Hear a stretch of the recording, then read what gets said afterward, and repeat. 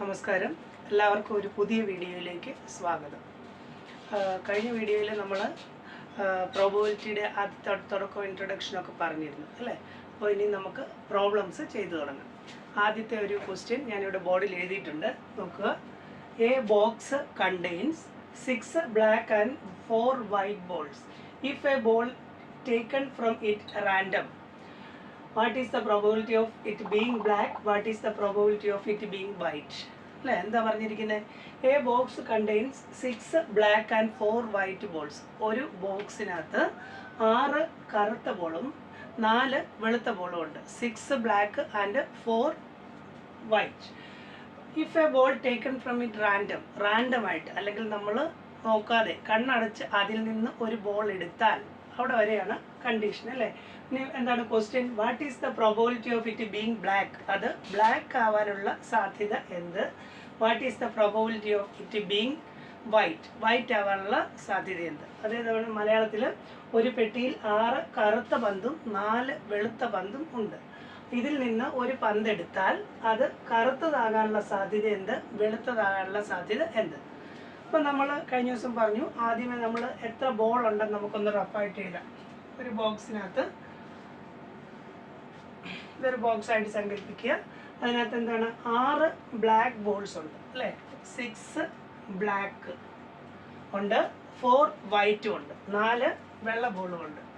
അപ്പം 6 black 4 white. ഈ box contains 6 black balls and 4 white balls. ഇത് ഇപ്പോൾ ടോട്ടൽ എത്ര എണ്ണം ഉണ്ട്?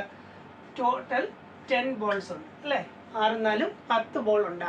ഓക്കെ, ഫോർമുല ആയിട്ട് എന്താ പഠിച്ചിരിക്കുന്നത്? Favourable outcomes divided by total outcomes. അനുകൂല ഫലങ്ങളുടെ എണ്ണം ഡിവൈഡഡ് ബൈ എന്താണ്?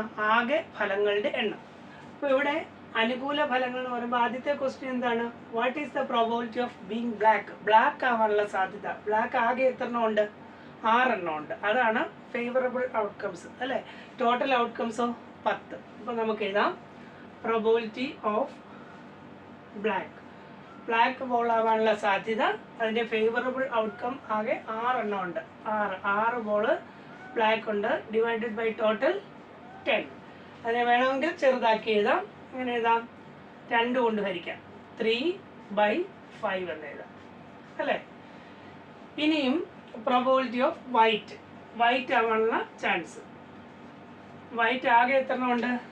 4 വൈറ്റ് ഉണ്ട്, ഡിവൈഡഡ് ബൈ ടോട്ടൽ ബോൾസ് 10. ഇതിനെയും നമുക്ക് 2 കൊണ്ട് ഹരിക്കുമ്പം 2/5 എന്ന് എഴുതാം. ഇത്രേ ഉള്ളൂ. ഇത് കഴിഞ്ഞ ദിവസം പറഞ്ഞു തന്നെയാണ്, എങ്കിലും ഒരു ക്വസ്റ്റ്യൻ എങ്ങനെയാണ് വരുന്നതെന്ന് ഞാൻ എഴുതി കാണിക്കുകയായിരുന്നു. അപ്പം A box contains 6 black and 4 white balls. ഒരു ബോക്സിനകത്ത് 6 കറുത്ത പന്തും 4 വെളുത്ത പന്തും ഉണ്ട്.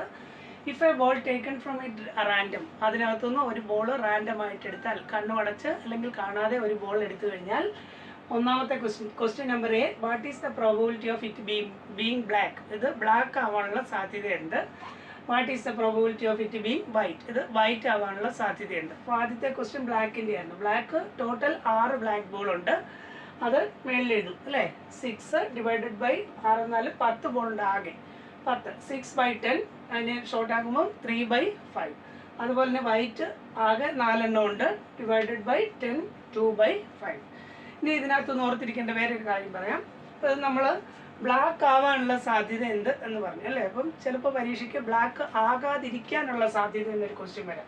ഇവിടുന്ന് നിങ്ങൾക്കിപ്പോൾ മനസ്സിലാവും ബ്ലാക്ക് അല്ലെങ്കിൽ വൈറ്റേ ഉള്ളൂ. എങ്കിലും അതിനൊരു എന്താണ്? Probability of not being black ആവാതിരിക്കാനുള്ള സാധ്യത. നോട്ട് ബീങ് ബ്ലാക്ക് എന്നാണ്, ബ്ലാക്ക് ആവാതിരിക്കാനുള്ള സാധ്യത. അതിനെന്താ ചെയ്യേണ്ടതെന്ന് വെച്ചാൽ, 1ൽ നിന്ന് ഈ ബ്ലാക്ക് ആവാനുള്ള സാധ്യത കുറയ്ക്കണം. 1 മൈനസ് പ്രോബബിലിറ്റി ഓഫ് ബി ആണ്. ബ്ലാക്ക് ആവാനുള്ള സാധ്യത 3/5 അല്ലേ, അത് 1ൽ നിന്ന് കുറയ്ക്കണം. 1 മൈനസ് 3/5 അല്ലേ. ഇത് ഭിന്നസംഖ്യയാണ്. ഇതിനകത്ത് LCM ഒക്കെ കണ്ടാണ് ചെയ്യേണ്ടത്. നമുക്ക് നേരെ അങ്ങ് ചെയ്യാം. ഞാനൊരു എളുപ്പവഴി പറഞ്ഞുതരാം. ഇവിടുത്തെ ഛേദം എത്രയാണോ അത് തന്നെ 2 എടുത്ത് എഴുതാം. 5/5 എന്ന് എഴുതിയാൽ മതി, 1ന് പകരം. അപ്പോൾ ഇവിടെ 7 ആണെങ്കിൽ ഈ 1ന് 7/7 എഴുതാം. ഇവിടെ 10 ആണെങ്കിൽ 10/10 എഴുതിയാൽ മതി. 5/5, 1ന് പകരം നമ്മൾ വില കൊടുത്തു. 5/5 മൈനസ് 3/5. അപ്പോൾ എത്ര വരുന്നു? ഒരേ ഛേദമാകുമ്പോൾ അതേ ഛേദം എഴുതുക. 5-ൽ നിന്ന് 3 പോയാൽ 2 അല്ലേ? ഓർത്തിരിക്കേണ്ടത് ബ്ലാക്ക് ആവാനുള്ള സാധ്യത 3/5. ബ്ലാക്ക് ആകാതിരിക്കാനുള്ള സാധ്യത എന്ന് പറയുമ്പോൾ 1-ൽ നിന്ന് ആ ബ്ലാക്ക് ആവാനുള്ള സാധ്യത കുറയ്ക്കുക. 1 - 3/5. 1-ന് നമ്മൾ 5/5 എന്ന് കൊടുക്കുന്നു, -3/5 2/5. അങ്ങനെയാണെങ്കിൽ ബ്ലൂ ആകാതിരിക്കാൻ സാധ്യത എന്തായിരിക്കും? Probability of not being blue അല്ല, വൈറ്റ്.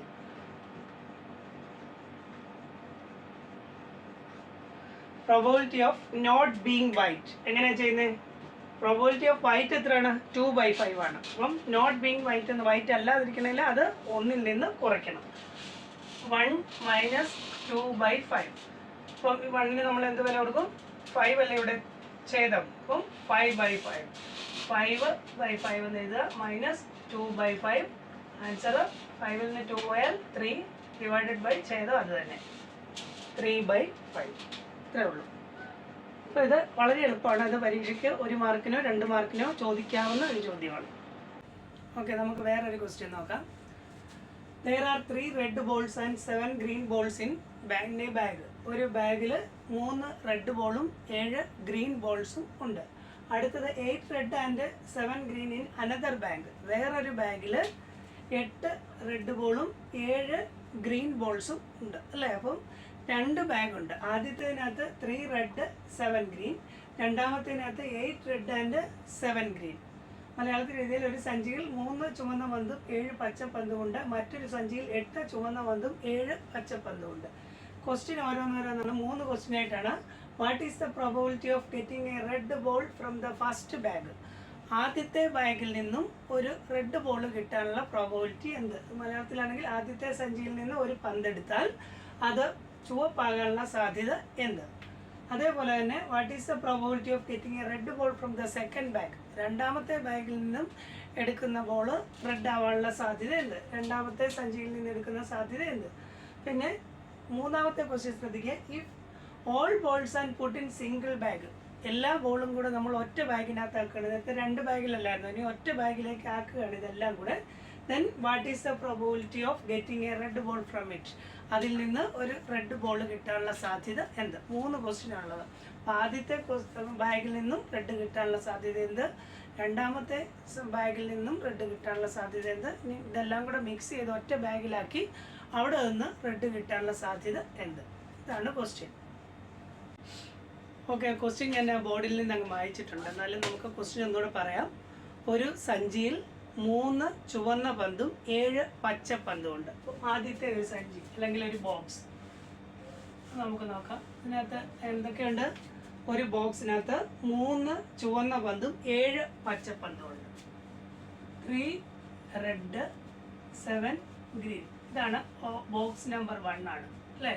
ഒന്നാമത്തെ ബോക്സിൽ 3 റെഡ് 7 ഗ്രീൻ.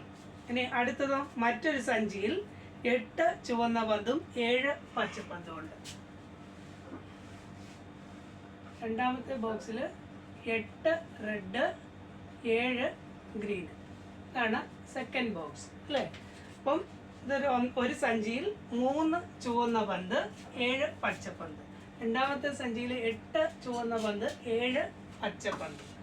ഇനിയും അതിനകത്ത് നിന്ന് ഓരോ ഫസ്റ്റ് ക്വസ്റ്റ്യൻ എന്താണ്? What is the probability of getting A red ball from the first bag? ആദ്യത്തെ ബാഗിൽ നിന്ന് ഒരു റെഡ് ബോൾ കിട്ടാനുള്ള പ്രോബബിലിറ്റി.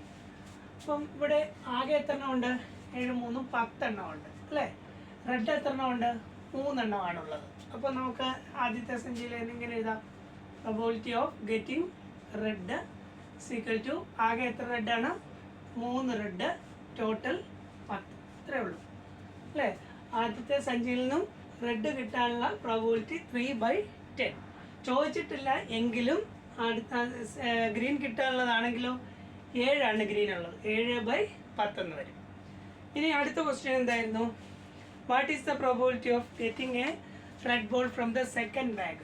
സെക്കൻഡ് ബാഗ് നോക്കി ഇവിടെ ആകെ എത്ര എണ്ണം ഉണ്ട്? ഇപ്പോഴും 15 ബോൾസ് ഉണ്ട് ആകെ. അപ്പം അവിടെ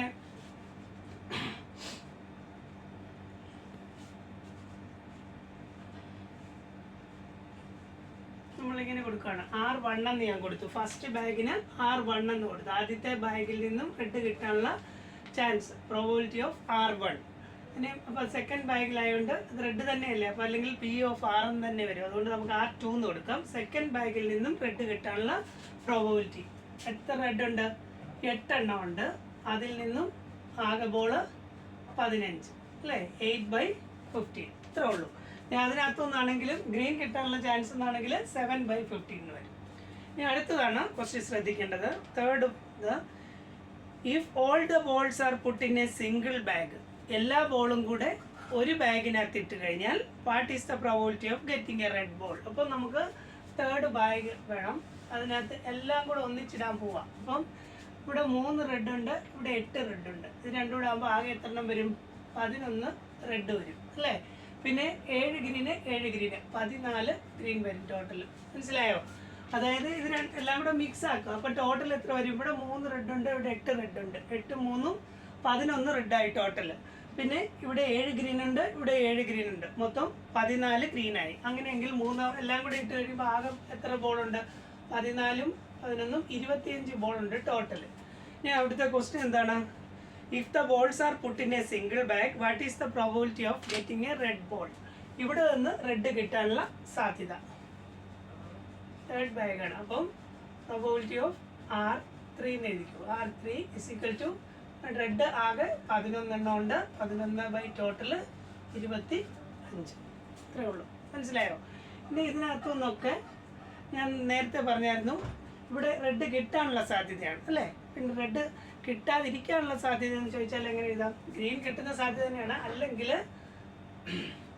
1 - 11/25 അല്ലേ. അപ്പം probability of not being a red ball എന്ന് വരുവാണെങ്കിൽ, അതായത് ഒരു റെഡ് ആകാതിരിക്കാനുള്ള സാധ്യത, അങ്ങനെയെങ്കിൽ എന്താണ് ഞാൻ പഠിപ്പിച്ചത്? 1-ൽ നിന്ന് ഈ റെഡ് ആവാനുള്ള പ്രോബിലിറ്റി മൈനസ് ചെയ്യണം. 1 - 11/25. ഈ 25നെ 1 ആകുമ്പോൾ എങ്ങനെ എഴുതും? 25/25 ഡിവൈഡഡ് ബൈ 11/, മൈനസ് 11/25. 25 ഛേദം സെയിം ആയിട്ട് എഴുതുക. 25-ൽ നിന്ന് 11 പോയാൽ 14. ഇത് ഈ ക്വസ്റ്റ്യനിലില്ല, ചോദിച്ചിട്ടില്ല, ഞാൻ ഇത് ചെയ്ത് കാണിച്ചെന്നേ ഉള്ളൂ. ഇത് വേണ്ടാത്താണ്, ഈ ക്വസ്റ്റ്യനിലില്ല.